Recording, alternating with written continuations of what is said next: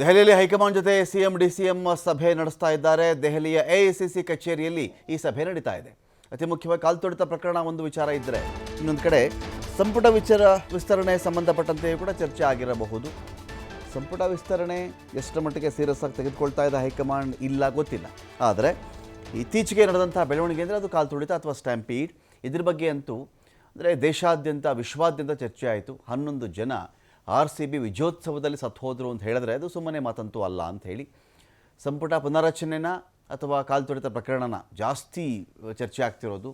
Weight ಮಾಡಬೇಕು ನಾವು ಕೂಡ. ಗಂಭೀರ ಚರ್ಚೆ ಅಂತೂ ನಡೀತಾ ಇದೆ. ಡಿಸೆಂಬರ್ವರೆಗೂ ಈ ಒಂದು ಸಂಪುಟ ಪುನರಚನೆ, ಸಂಪುಟ ವಿಸ್ತರಣೆ ಕೈ ಹಾಕುವುದೇ ಬೇಡ ಅಂತೇಳಿ ಹೈಕಮಾಂಡ್ ಹೇಳಿತ್ತು.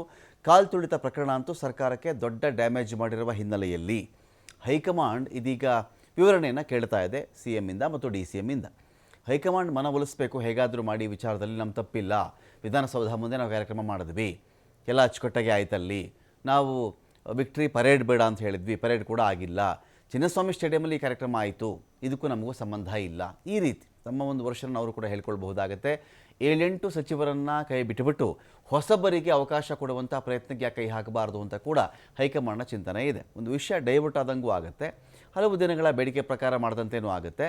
ಸಂಪುಟಕ್ಕೆ ಯಾರೆಲ್ಲ ಕೆಲಸ ಮಾಡ್ತಾ ಇಲ್ವೋ ಅವ್ರಿಗೊಂದು ಎಚ್ಚರಿಕೆ ಕೊಟ್ಟಂತೆ ಕೂಡ ಆಗುತ್ತೆ ಅಂತ ಇರಬಹುದು. ಹೈಕಮಾಂಡ್ ನಾಯಕರು ಒಪ್ಕೊಂಡ್ರೆ ಪುನರಚನೆ ಆಗುತ್ತೆ, ಇಲ್ಲದೇ ಇದ್ದರೆ ಡಿಸೆಂಬರ್ವರೆಗೂ ಕೂಡ ಈ ಪುನರಚನೆಗೆ ಕಾಯಬೇಕಾದಂಥ ಅನಿವಾರ್ಯತೆ ಇರುತ್ತೆ. ಈಗ ಯಾರಿಗೆ ಹೋಗಂತ ನೋಡಿದಾಗ ಅನೇಕರ ಹೆಸರುಗಳಂತೂ ಕೇಳಿ ಬರ್ತಾ ಇದೆ. ಇವನ್ನ ನಿಜವಾಗ್ಲೂ ಕಳಿಸ್ಬಿಡ್ತಾರಾ ಇಲ್ವಾ ಗೊತ್ತಿಲ್ಲ, ಆದರೆ ಹೆಸರುಗಳಂತೂ ಕೇಳಿ ಬರ್ತಾ ಇದೆ. ಇಲ್ಲಿ ರಹೀಂ ಖಾನ್, ಶರಣ್ ಪ್ರಕಾಶ್ ಪಾಟೀಲ್, ಡಿ ಸುಧಾಕರ್, ಲಕ್ಷ್ಮೀ ಹೆಬ್ಬಾಳ್ಕರ್, ಶಿವಾನಂದ ಪಾಟೀಲ್, KH ಮುನಿಯಪ್ಪ, ಮಂಕಾಳು ವೈದ್ಯ, K Venkatesh, KH Muniyappa, KN Rajanna, HC Mahadevappa, NS Bosaraju, Madhu Bangarappa. ಈ ಥರದೊಂದು ವಿಚಾರಗಳು ಅವಾಗವಾಗ ಚರ್ಚೆಗೆ ಬರ್ತಾ ಇರ್ತವೆ. ಎಷ್ಟರ ಮಟ್ಟಿಗೆ ಇದು ಹೈಕಮಾಂಡ್ ಸೇರಿಸಾಗಿ ತೆಗೆದುಕೊಳ್ಳುತ್ತೆ ಗೊತ್ತಿಲ್ಲ. ಹರಿಪ್ರಸಾದ್ ಅವರು ಚಾನ್ಸ್ ಸಿಗಬಹುದಾ, ಬೆಳಗ್ಗೆ ಗೋಪಾಲಕೃಷ್ಣಗೆ ಚಾನ್ಸ್ ಸಿಗಬಹುದಾ, ಮಳವಳ್ಳಿ ನರೇಂದ್ರ ಸ್ವಾಮಿಗೆ ಒಂದು ಅವಕಾಶ ಆಗಬಹುದಾ, ಮಾಗಡಿ ಬಾಲಕೃಷ್ಣ, ಬಂಗಾರಪೇಟೆ ನಾರಾಯಣಸ್ವಾಮಿ, ಪ್ರಸಾದ್ ಅಬ್ಬಯ್ಯ, ರೂಪಾ ಶಶಿಧರ್, ಡಾಕ್ಟರ್ ಅಜಯ್ ಸಿಂಗ್, ಭದ್ರಾವತಿಯ ಸಂಗಮೇಶ್, ಲಕ್ಷ್ಮಣ ಸವದಿ, ತಿಪಟೂರು ಷಡಕ್ಷರಿ, TB ಜಯಚಂದ್ರ, UT ಖಾದರ್, ತನ್ವೀರ್ ಸೇಠ್, ಸಲೀಂ ಅಹಮದ್. ಇಷ್ಟು ಜನರಿಗೆ ಏನಾದರೂ ಒಂದು ಅವಕಾಶ ಕೂಡ ಚಾನ್ಸಸ್ ಇದೆಯಾ ಅಂತ ನೋಡಬೇಕಾಗತ್ತೆ. ಬಟ್ ಎಷ್ಟೊಂದು ಜನ ಈ ಕೋಕ್ ಅನ್ನೋ ಪಟ್ಟಿಲ ನೋಡ್ತಾ ಇದ್ದೀವಲ್ವಾ, ಇವರನ್ನ ಕೆಳಗಡೆ ಇಳಿಸೋದಂತೂ ಅಷ್ಟು ಸುಲಭದ ಕೆಲಸ ಅಲ್ಲ.